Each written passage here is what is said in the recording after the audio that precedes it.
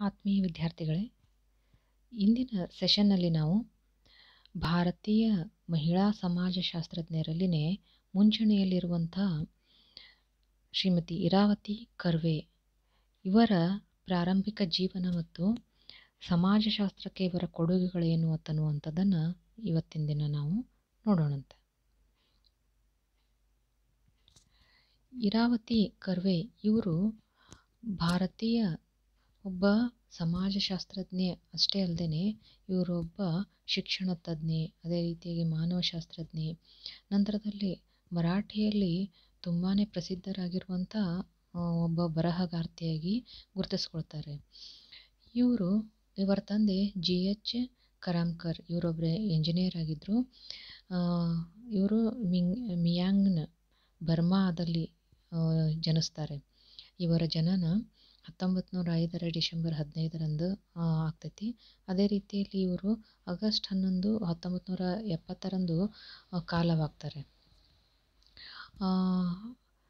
ಅದೇ ರೀತಿಯಾಗಿ ಇರಾವತಿ ಅನ್ನುವಂಥ ಇವರ ಹೆಸರು ಪ್ರಸಿದ್ಧವಾಗಿರುವಂಥ ಬರ್ಮಾದ ಒಂದು ನದಿ ಆಗಿರುವಂಥ ಇರಾವಡ್ಡಿ ಅನ್ನುವುದರ ಮುಖಾಂತರ ಇವರಿಗೆ ಇರಾವತಿ ಅನ್ನುವಂಥ ಹೆಸರನ್ನು ಇಟ್ಟಿರಲಾಗ್ತೈತಿ. ಅದೇ ರೀತಿಯಾಗಿ ಇವರು ಪುಣೆಯಲ್ಲಿ ತಮ್ಮ ಜೀವನವನ್ನು ಕಳೀತಾರೆ. ಅಂದರೆ ಪುಣೆಯಲ್ಲಿ ಇವರು ಬೆಳವಣಿಗೆ ಆಗಿರುವಂಥದ್ದು. ಇರಾವತಿ ಕರ್ವೆಯವರು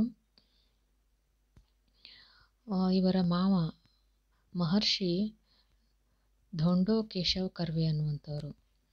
ಇವರ ಪತಿ ದಿನಕರ್ ಕರ್ವೆ ಇವರು ಕೂಡ ಒಬ್ಬ ಪ್ರಸಿದ್ಧ ಶಿಕ್ಷಣ ತಜ್ಞ ಹಾಗೂ ಫರ್ಗ್ಯೂಸನ್ ಕಾಲೇಜ್ನಲ್ಲಿ ಪ್ರಿನ್ಸಿಪಲ್ರಾಗಿ ಕೆಲಸವನ್ನು ಮಾಡ್ತಾ ಇರ್ತಾರೆ. ಅದೇ ರೀತಿಯಾಗಿ ಇರಾವತಿ ಕರ್ವೆಯವರ ಮಗ ಇವರು ಪುಣೆಯಲ್ಲಿ ಒಂದು ಆರ್ತಿ ಅನ್ನುವಂಥ ಹೆಸರಿನ NGO ಅನ್ನು ಪ್ರಾರಂಭ ಮಾಡಿರ್ತಾರೆ. ನಂತರದಲ್ಲಿ ಇವರ ಮಗಳಾಗಿರುವಂಥ ಗೌರಿ ದೇಶಪಾಂಡೆ ಇವರು ಮರಾಠಿಯಲ್ಲಿ ಒಬ್ಬ ಉತ್ತಮ ಬರಹಗಾರ್ತಿಯಾಗಿ ಗುರುತಿಸಿಕೊಂಡಿದ್ದಾರೆ. ಸಣ್ಣ ಕಥೆಗಳು ಮತ್ತು ಕವನಗಳನ್ನು ಬರಿತಾ ಇರ್ತಾರೆ. ಇರಾವತಿ ಕರ್ವೆಯವರ ಶಿಕ್ಷಣ ಮತ್ತು ಅವರ ಕರಿಯರನ್ನು ನೋಡೋದಾಯ್ತಂದರೆ, ಇರಾವತಿಯವರು ತಮ್ಮ ಪ್ರಾಥಮಿಕ ಶಿಕ್ಷಣವನ್ನು ಹುಜರ್ಪಾಗ ಪುಣೆಯಲ್ಲಿ ಇವರು ಕಂಪ್ಲೀಟ್ ಮಾಡ್ತಾರೆ. ಅದೇ ರೀತಿಯಾಗಿ ಅವರು ತಮ್ಮ ಮ್ಯಾಟ್ರಿಕ್ಯುಲೇಷನನ್ನು 1922 ಕಂಪ್ಲೀಟ್ ಮಾಡಿರುವಂಥದ್ದು. ಅವರು ತಮ್ಮ BA ಬ್ಯಾಚುಲರ್ ಆಫ್ ಆರ್ಟ್ಸ್ ಡಿಗ್ರಿಯನ್ನು ಫಿಲಾಸಫಿಯಲ್ಲಿ 1926 ಫರ್ಗ್ಯೂಸನ್ ಕಾಲೇಜ್ನಲ್ಲಿ ತೆಗೆದುಕೊಳ್ತಾರೆ. ಅದೇ ರೀತಿಯಾಗಿ ಮೇಜರ್ ಸಬ್ಜೆಕ್ಟಾಗಿ ಸೋಷಿಯಾಲಜಿಯನ್ನು ತೆಗೆದುಕೊಂಡಿರ್ತಾರೆ. ಅದೇ ರೀತಿಯಾಗಿ ಇಲ್ಲಿ ಫರ್ಗ್ಯೂಸನ್ ಕಾಲೇಜಿನಲ್ಲಿ ಕೆಲಸ ಮಾಡ್ತಾ ಇರುವಂಥ ಡಾಕ್ಟರ್ ದಿನಕರ್ ಧೋಂಡೋ ಕರ್ವೆ ಇವರು ಮದುವೆ ಆಗ್ತಾರೆ. ನಂತರದಲ್ಲಿ ಇವರು ಡಾಕ್ಟರ್ GS ಗುರ್ರಿ ಅವರ ಹತ್ತಿರ ತಮ್ಮ PhD ಪದವಿಯನ್ನು ಪಡ್ಕೋತಾರೆ. ಇವರ ಹತ್ತಿರದಲ್ಲಿ ಇವರು ಫೋಕ್ಲೋರ್ ಆಫ್ ಪರಶುರಾಮ ಮತ್ತು ಚಿಚ್ಪಾವನ್ ಬ್ರಾಹ್ಮಣ್ ಅನ್ನುವಂಥ 2 ಪ್ರಬುದ್ಧವಾಗಿರುವಂಥ ಪ್ರಬಂಧಗಳನ್ನು ಮಂಡನೆ ಮಾಡ್ತಾರೆ. ಅದೇ ರೀತಿಯಾಗಿ ಇರಾವತಿ ಅವರು ಸಮಾಜಶಾಸ್ತ್ರ ವಿಭಾಗದ ಒಬ್ಬ HOD ಆಗಿ, ನಂತರದಲ್ಲಿ ಆಂಥ್ರೋಪಾಲಜಿ ಈ ವಿಭಾಗದ HOD ಆಗಿ ಡೆಕ್ಕನ್ ಕಾಲೇಜ್ನಲ್ಲಿ ಅಂದರೆ ಪುಣಾ ಯೂನಿವರ್ಸಿಟಿಯಲ್ಲಿ 40 ವರ್ಷಗಳವರೆಗೆ ಸೇವೆಯನ್ನು ಸಲ್ಲಿಸ್ತಾರೆ. ಅಂದರೆ ಅವರ ರಿಟೈರ್ಮೆಂಟ್ ಆಗುವವರೆಗೂ ಕೂಡ ಅಲ್ಲಿ ಸೇವೆಯನ್ನು ಸಲ್ಲಿಸ್ತಾರೆ. ನಂತರದಲ್ಲಿ ಇವರು anthropology division of the national science Congress ಇದು 1947 ನ್ಯೂ ಡೆಲ್ಲಿಯಲ್ಲಿ ಇರ್ತದೆ. ಅಲ್ಲಿ ಇವರು ಅದರ ಪ್ರೆಸಿಡೆಂಟ್ ಆಗಿ ಕೆಲಸವನ್ನು ಮಾಡ್ತಾರೆ.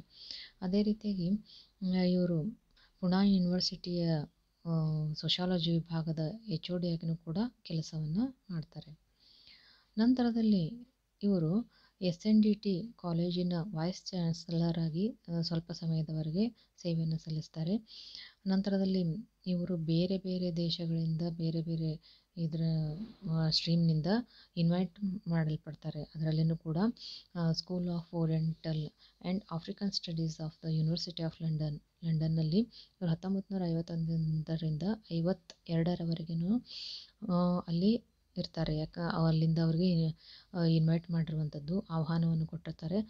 ಅಲ್ಲಿ ಇರುವಂಥ ಸಂದರ್ಭದಲ್ಲಿನೇ ಅವರು ತಮ್ಮ ಪ್ರಸಿದ್ಧವಾಗಿರುವಂಥ ಪುಸ್ತಕವಾದ ಕಿನ್ಶಿಪ್ ಆರ್ಗನೈಜೇಷನ್ ಇನ್ ಇಂಡಿಯಾ ಅದರ ಫಸ್ಟ್ ಡ್ರಾಫ್ಟನ್ನು ಅಲ್ಲಿ ಅವರು ಬರಿತಾ ಹೋಗ್ತಾರೆ. ನಂತರದಲ್ಲಿ ಇದೇ ರೀತಿಯಾಗಿ ಅವರು USA ಈ ಒಂದು ದೇಶದಿಂದಲೂ ಕೂಡ ಅವರು ಇನ್ವೈಟ್ ಮಾಡಲ್ಪಡ್ತಾರೆ. ನ್ಯೂಯಾರ್ಕ್, ಸ್ಯಾನ್ ಫ್ರಾನ್ಸಿಸ್ಕೋ ಇಲ್ಲಿನೂ ಕೂಡ ಮೀಟಿಂಗನ್ನು ಇಡಲಾಗ್ತೈತಿ. ಅಲ್ಲಿ ಅವರು ಹೋಗಿ ಅದನ್ನೆಲ್ಲ ಅಟೆಂಡ್ ಮಾಡಿ ಬಂದಿರುವಂಥದ್ದು. ನಂತರದಲ್ಲಿ ಇರಾವತಿಯವರು ಬಹಳಷ್ಟು ಇಂಡಿಪೆಂಡೆಂಟ್ ಆಗಿರುವಂಥ ಚಿಂತನಕಾರರು. ಅವರು ಸ್ವತಂತ್ರವಾಗಿ ಚಿಂತನೆಯನ್ನು ಮಾಡ್ತಾ ಇರ್ತಾರೆ ಮತ್ತು ತಾವು ಏನನ್ನು ನಂಬಿಕೊಂಡಿರ್ತಾರೋ ಅದನ್ನು ಬಹಳಷ್ಟು ಸ್ಟ್ರಾಂಗಾಗಿ ಆ ಒಂದು ನಂಬಿಕೆಗಳನ್ನು ಉಳಿಸ್ಕೊಳ್ಳೋಕ್ಕೆ ಅವರು ಪ್ರಯತ್ನವನ್ನು ಮಾಡ್ತಾ ಇರುವಂಥದ್ದು. ಮತ್ತು ಅವರ ಒಂದು ನೇಚರ್ ಏನಿರ್ತೈತಿ ಅಂತಂದ್ರೆ ಸಂಶೋಧನಾಕಾರ್ತಿಯಾಗಿ ಅವರು ಇರುವಂಥದ್ದು. ಆ ಸಂಶೋಧನೆಯನ್ನು ಕೂಡ ಅವರು ಸ್ವಾವಲಂಬಿಗಳಾಗಿ ಮಾಡ್ತಾ ಹೋಗುವಂಥದ್ದನ್ನು ನಾವಿಲ್ಲಿ ನೋಡ್ತೀವಿ. ಅದೇ ರೀತಿಯಾಗಿ ಅವರು ಕೇವಲ ಒಬ್ಬ ಪ್ರೊಫೆಸರ್ ಆಗಿ ಅಷ್ಟೇ ಅಲ್ಲದೆ ಒಬ್ಬ ಒಳ್ಳೆಯ ಪ್ರೊಫೆಸರು, ನಂತರದಲ್ಲಿ ಸಂಶೋಧನಾಕಾರ್ತಿ, ಅದೇ ರೀತಿಯಾಗಿ ಬರಹಗಾರ್ತಿ, ಈ ರೀತಿಯಾಗಿ ಹಲವಾರು ರೀತಿಯಲ್ಲಿ ತಮ್ಮ ವ್ಯಕ್ತಿತ್ವವನ್ನು ಬೆಳೆಸಿಕೊಳ್ತಾ ಹೋಗಿರುವಂಥದ್ದು. ನಂತರದಲ್ಲಿ ಇವರ ಒಂದು ಮೆಥಡಾಲಜಿಕಲ್ ಪರ್ಸ್ಪೆಕ್ಟಿವ್ ಯಾವ ರೀತಿಯಾಗಿತ್ತು ಅಂಥೇಳಿ ನಾವು ನೋಡೋದಂದರೆ, ಇರಾವತಿ ಕರ್ವೆಯವರು ಇವರು ಭಾರತದ ಪ್ರಪ್ರಥಮ ಮಹಿಳಾ ಸೋಷಿಯಾಲಜಿಸ್ಟ್ ಮತ್ತು ಆಂಥ್ರೋಪಾಲಜಿಸ್ಟ್ ಅಂತಲೇ ಹೇಳ್ಬೋದು.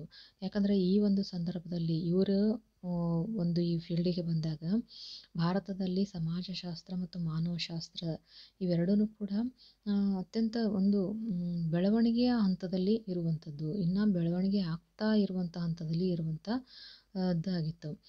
ಈ ಸಂದರ್ಭದಲ್ಲಿ ಅವರು ಪುಣಾ ಯೂನಿವರ್ಸಿಟಿಯಲ್ಲಿ ಮಾನವಶಾಸ್ತ್ರ ಡಿಪಾರ್ಟ್ಮೆಂಟನ್ನು ಕೂಡ ಪ್ರಾರಂಭ ಮಾಡ್ತಾರೆ. ಅದೇ ರೀತಿಯಾಗಿ ಇಂಡಾಲಜಿಸ್ಟ್ ಆಗಿರುವಂಥ ಅವರು ಸಂಸ್ಕೃತದ ಕೆಲವೊಂದು ಟೆಕ್ಸ್ಟ್ಗಳನ್ನು ಇಲ್ಲಿ ಅಧ್ಯಯನಕ್ಕೆ ಒಳಪಡಿಸಿರುವಂಥದ್ದು. ಯಾಕಂದರೆ ಸಂಸ್ಕೃತವನ್ನು ತಿಳಿದುಕೊಳ್ಳಾರ್ದೆ, ಸಂಸ್ಕೃತ ಭಾಷೆಯನ್ನು ಅರಿಲಾರ್ದೆ ನಮ್ಮ ಧಾರ್ಮಿಕವಾಗಿರುವಂಥ ಗ್ರಂಥಗಳೇನದಾವ ಅವುಗಳನ್ನು ತಿಳಿದುಕೊಳ್ಳೋಕೆ ಸಾಧ್ಯತೆ ಇಲ್ಲ. ಆ ಧಾರ್ಮಿಕ ಗ್ರಂಥಗಳನ್ನು ತಿಳಿದುಕೊಳ್ಳದೆ ಭಾರತೀಯ ಸಮಾಜವನ್ನು ಪೂರ್ತಿಯಾಗಿ ತಿಳಿದುಕೊಳ್ಳೋಕೆ ಸಾಧ್ಯತೆ ಇರುವುದಿಲ್ಲ ಅಂಥೇಳಿ ಅವರು ತಿಳ್ಕೊಂಡಿದ್ರು. ಅದಕ್ಕೋಸ್ಕರ ಸಂಸ್ಕೃತಕ್ಕೆ ಅವರು ಹೆಚ್ಚಿನ ಪ್ರಾಮುಖ್ಯತೆಯನ್ನು ಕೊಡ್ತಾರೆ.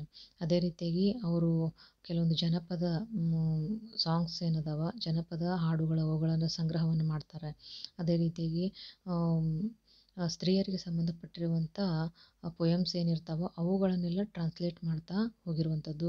ನಂತರದಲ್ಲಿ ಅವರು ಮರಾಠಿಯಲ್ಲಿ ಒಬ್ಬ ದೊಡ್ಡ ರೈಟರ್ ಆಗಿ ಗುರುತಿಸ್ಕೊಳ್ತಾರೆ. ಅವರ ಪುಸ್ತಕವಾಗಿರುವಂಥ ಯುಗಾಂತರ ಇದು ಮಹಾಭಾರತವನ್ನು ನಾವು ತಿಳಿದುಕೊಳ್ಬೇಕಾದ್ರೆ ಈ ಯುಗಾಂತರ ಪುಸ್ತಕವನ್ನು ಓದಲೇಬೇಕಾಗಿರುವಂಥದ್ದು.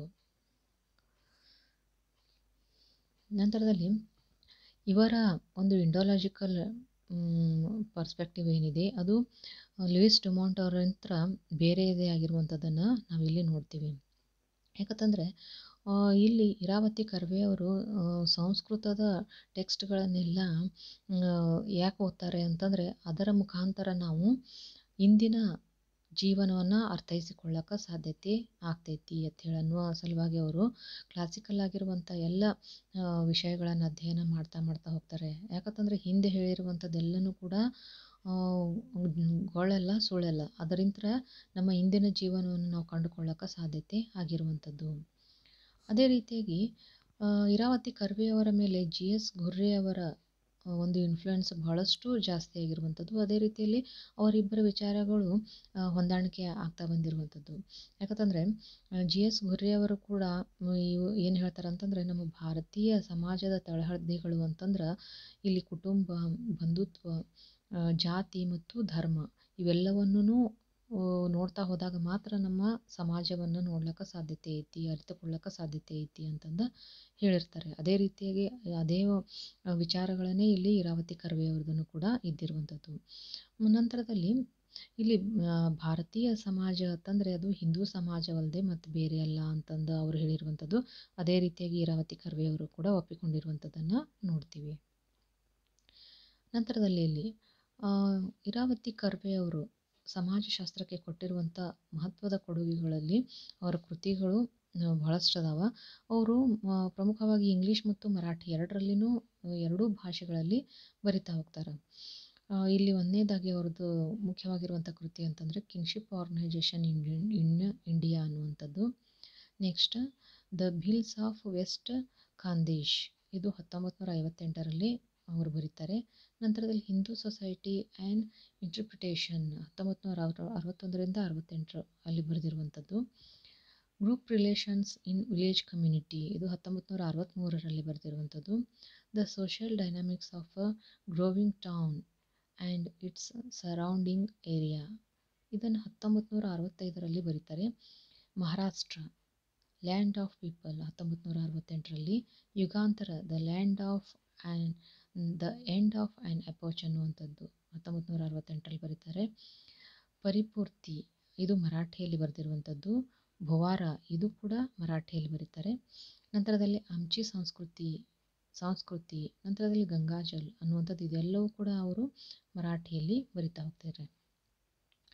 ಮಹಾರಾಷ್ಟ್ರದಲ್ಲಿ ಇರಾವತಿ ಕರ್ವೆ ಅವರು ಮರಾಠಿ ಒಬ್ಬ ಬರಹಗಾರ್ತಿಯಾಗಿ ಗುರುತಿಸ್ಕೊಳ್ತಾರೆ. ಆದರೆ ಅದೇ ಅಂತಾರಾಷ್ಟ್ರೀಯ ಮಟ್ಟದಲ್ಲಿ ಅವರು ತಮ್ಮದೇ ಆಗಿರುವಂಥ ವಿಶೇಷವಾದ ಮತ್ತು ವಿಭಿನ್ನವಾಗಿರುವಂಥ ಅಧ್ಯಯನಕ್ಕೆ ಅವರು ಗುರುತಿಸ್ಕೊಳ್ತಾರೆ. ಅದರಲ್ಲಿಯೂ ಕೂಡ ಅವರ ಪುಸ್ತಕವಾಗಿರುವಂಥ ಕಿನ್ಶಿಪ್ ಆರ್ಗನೈಜೇಷನ್ ಇನ್ ಇಂಡಿಯಾ ಏನಿದೆ 1953ರಲ್ಲಿ ಬರೆದಿರುವಂಥದ್ದು, ಅವರನ್ನು ಅಂತಾರಾಷ್ಟ್ರೀಯ ಮಟ್ಟದಲ್ಲಿ ಗುರುತಿಸಿಕೊಳ್ಳೋಕ್ಕೆ ಇದು ಸಹಾಯ ಮಾಡಿರುವಂಥದ್ದು. ಈಗ ಕೊನೆಯದಾಗಿ ಅಂತಂದರೆ ಇವರು ಒಬ್ಬ ಅತ್ಯಂತ ಒಳ್ಳೆಯ ಬರಹಗಾರ್ತಿ. ಯಾಕಂತಂದರೆ ಇಂಗ್ಲೀಷ್ ಮತ್ತು ಮರಾಠಿ ಎರಡರಲ್ಲಿಯೂ ಕೂಡ ಉತ್ಕೃಷ್ಟವಾಗಿರುವಂತಹ ಪುಸ್ತಕಗಳನ್ನು ಅವರು ಬರಿತಾ ಹೋಗ್ತಾರೆ. ಅದೇ ರೀತಿಯಾಗಿ ಇವರು ಕೇವಲ ಇಂಟರ್ನ್ಯಾಷನಲ್ ಅಷ್ಟೇ ಗುರುತಿಸ್ಕೊಳ್ಳಿಲ್ಲ, ಲೋಕಲಲ್ಲೂ ಕೂಡ ಗುರುತಿಸಿಕೊಂಡಿರುವಂಥ ಒಬ್ಬ ಬರಹಗಾರ್ತಿ ಇಲ್ಲಿ ಇವರಾಗಿರ್ತಾರೆ. ನಂತರದಲ್ಲಿ ಎಲ್ಲ ಮಹಿಳೆಯರಿಗೆ ಒಂದು ಸ್ಫೂರ್ತಿಯ ಸೆಲೆ ಅಂತಲೂ ಕೂಡ ಹೇಳ್ಬೋದು. ಯಾಕಂತಂದರೆ ಹಲವಾರು ಪ್ರಥಮಗಳಿಗೆ ಕಾರಣರಾಗಿರುವಂಥವ್ರು, ಹಲವಾರು ವಿಷಯಗಳು ಇವರಿಂದನೇ ಪ್ರಾರಂಭಗೊಂಡಿರುವಂಥದ್ದನ್ನು ನೋಡ್ತೀವಿ. ಮುಂದಿನ ಒಂದು ಸೆಷನ್ನಲ್ಲಿ ಇರಾವತಿ ಕರ್ವೆಯವರು ಕೆಲವೊಂದಿಷ್ಟು ಕಾನ್ಸೆಪ್ಟ್ಗಳನ್ನು ಅರಿತುಕೊಳ್ಳೋಕೆ ಪ್ರಯತ್ನವನ್ನು ಮಾಡೋಣ. ನಮಸ್ಕಾರ.